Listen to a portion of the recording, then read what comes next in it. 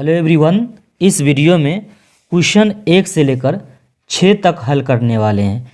ये सब प्रश्न बहुत ही इम्पोर्टेंट है क्योंकि एग्ज़ाम में ये सब प्रश्न पूछ दिया है, तो पूछा ही प्रश्न हम लेकर आ रहे हैं।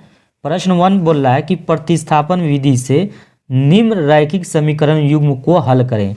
ये सब देख रहे हैं ना, ये क्या है? ये रैखिक समीकरण है। दो रैखिक समीकरण दिया है, इससे कह रहा है एक्स और वाई का मान निकालिए। किस विधि से? प्रतिस्थापन विधि से। तो ये प्रश्न को मैं यहाँ पर लिखा है। ये प्रश्न देख रहे होंगे, तो समीकरण 1 है और समीकरण 2 है। प्रतिस्थापन विधि में क्या अर्थ होता है ये समझते हैं आप? समझिए, प्रतिस्थापन विधि में क्या होता है, एक्स का वैल्यू निकाल लीजिए और इस एक्स का वैल्यू जब निकल जाएगा तो समीकरण 2 में रखिएगा। तो जैसे 2 में रखिएगा तो वाई का मान दे देगा, एक्स का वैल्यू, और वाई में एक्स का वैल्यू इससे निकालते हैं, इसमें रखते हैं ना, तो वाई का वैल्यू देगा। लेकिन अगर चाहें तो y का वैल्यू भी इसे निकाला जा सकता है। तो y का मान निकालेंगे तो y का मान कहाँ रखेंगे? x में।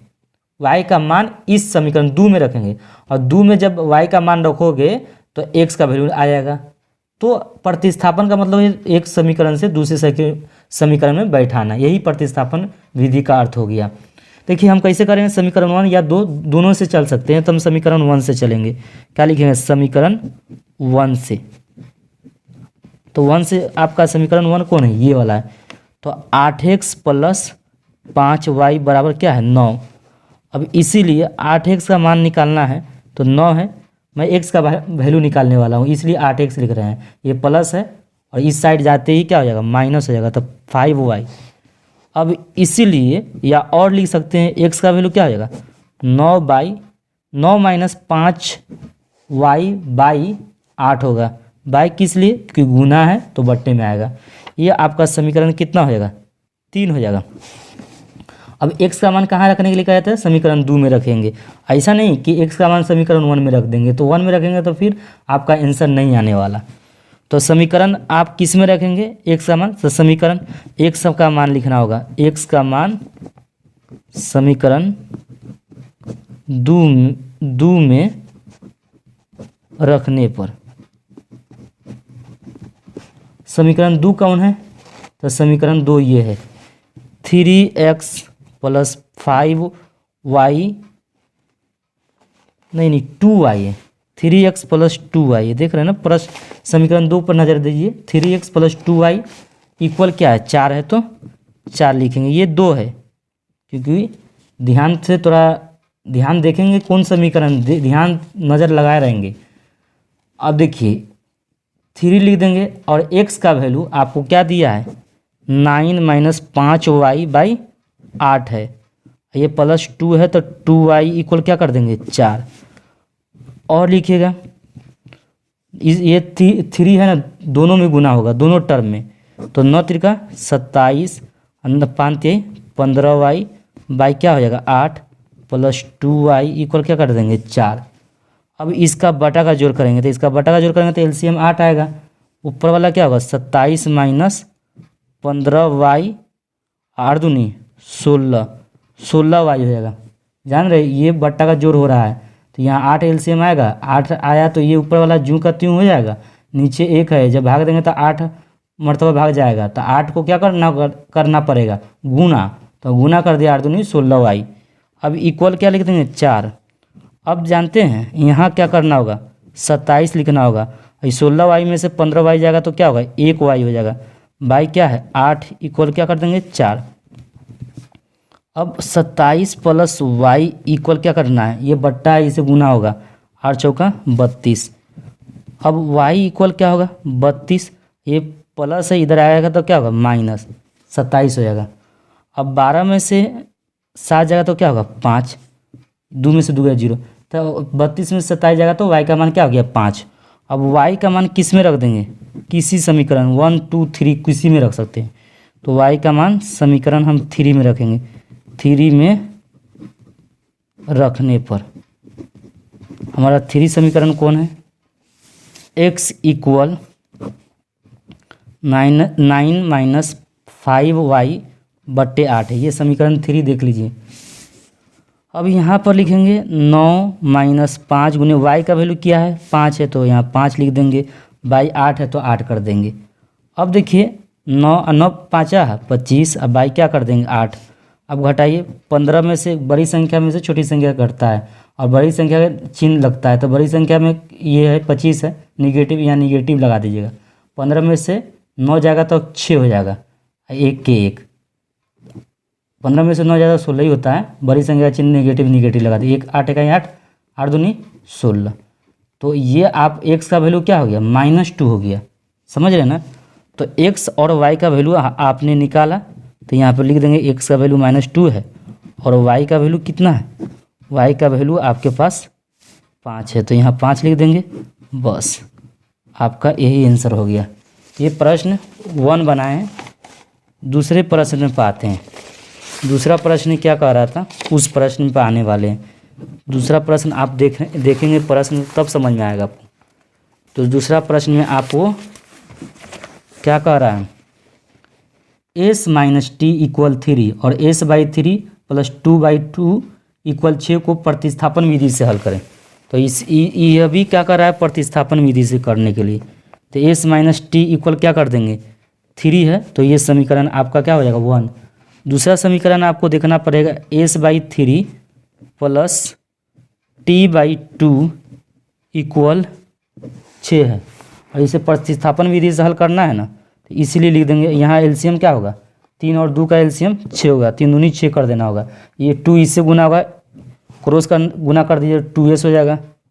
ये प्लस है तो प्लस कर दीजिए, इसको क्रॉस गुना करिएगा तो 3t हो जाएगा, इक्वल क्या होगा 6। तो 2s + 3t इक्वल क्या होगा, ये 6 है बट्टा है तो इधर गुना होगा तो 6 6 36। ये समीकरण कितना हो गया 2।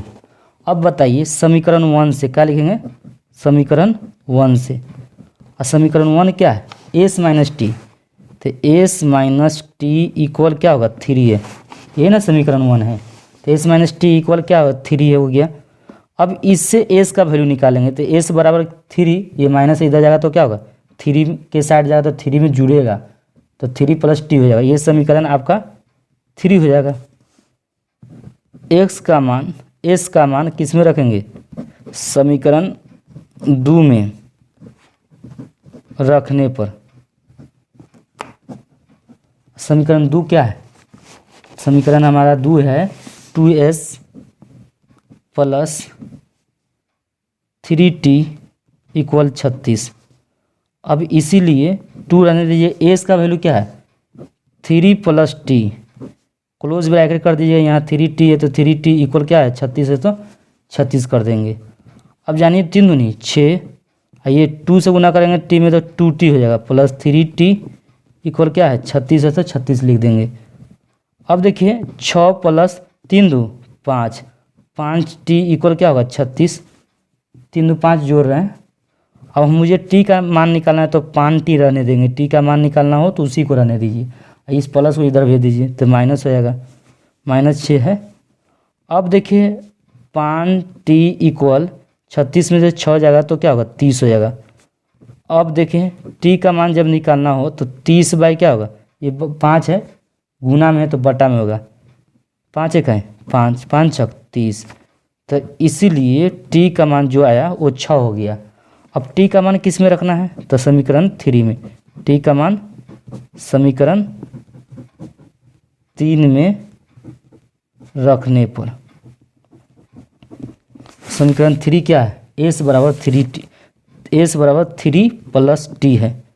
अब 3 रहने दीजिए, t का मान क्या है 6, तो 6 रख देंगे, 6 3 9, तो अतः लिख सकते हैं t का मान आपके पास 6 और x का वैल्यू क्या है 9। ठीक है, यही दोनों आंसर हमको निकालना था प्रतिस्थापन विधि से। तो मैंने प्रतिस्थापन विधि से इस प्रश्न को हल कर दिया। आगे नेक्स्ट क्वेश्चन देखेंगे। नेक्स्ट क्वेश्चन में क्या कर रहा है, प्रतिस्थापन विधि से रेखीय समीकरण का युग्म हल करें। इन रेखिक समीकरण का कौन 3x - 5y = 20 है और x + 2y = 3 है। समीकरण 3 देखिए, 3 प्रश्न आपको 3x - 5y = 20 है। इक्वेशन 1 करते हैं।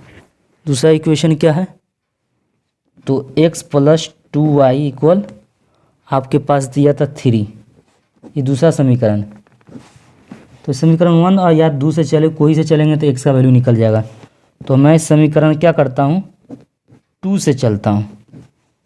यहाँ 2 से, चाहे तो 1 से भी जा सकते हैं, किसी से जो हल्का रहे उसी से चलना चाहिए।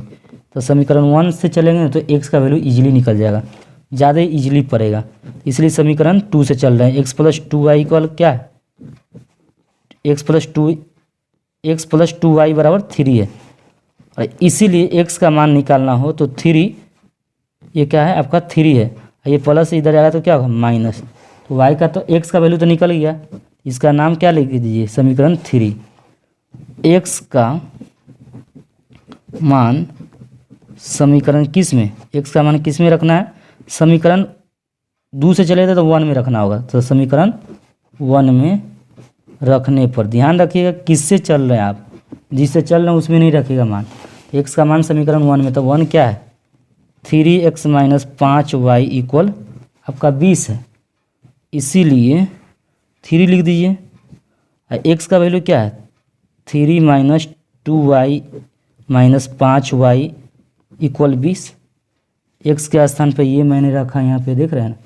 अब केवल आपको गुना करना है, तो 3 दूनी नहीं 3 3 9 होगा, 3 दूनी 6y - 5y इक्वल क्या है 20 है, तो 20 कर देंगे। अब देखिए 9, देखिए 6 5 11y इक्वल क्या हो जाएगा 20, माइनस 11y बराबर क्या होगा 20 है, ये प्लस इधर आएगा तो क्या होगा माइनस हो जाएगा। अब माइनस 11y बराबर, इसको घटाएंगे तो माइनस नहीं केवल 11 होगा, 20 में से 9 जाएगा तो 11 बच जाएगा। y इक्वल 11/11 होगा, माइनस y इक्वल 11 × 11 11 × 11। अब y का मान माइनस को क्या कर दे इधर कर देते हैं, तो y का मान जो निकला है वो -1 आया है। y का मान समीकरण 3 में रखने पर, तो समीकरण 3 क्या है, समीकरण 3 है x बराबर 3 - 2y है, 3 रहने दीजिए, 2 गुने y का वैल्यू क्या है -1 है, तो -1 रख देंगे, 3 माइनस माइनस प्लस, तो 2 1 है 3 2 5, तो x का मान 5 हो गया, y का मान -1 है, अतः लिख दीजिएगा x का मान 5 और y का मान क्या है -1। यही आपका आंसर हो गया। ओके, ये प्रश्न आपका क्या बन गया, ये आपका 3 प्रश्न बन गया। 4 में आइए, 4 में क्या प्रश्न है, 4 में है आपके पास 2 अंकों की, अच्छा ये दोनों तीनों प्रश्न रहने दीजिए, नेक्स्ट वीडियो में बनाएंगे क्योंकि ज़्यादा बड़ा वीडियो हो जाएगा, तो नेक्स्ट वीडियो में रहने दीजिए। शॉर्ट वीडियो आपका पूरा कहे थे, लेकिन 3 ही क्वेश्चन बनाए हैं, तीनों और बनाएंगे, नेक्स्ट डे बनाएंगे।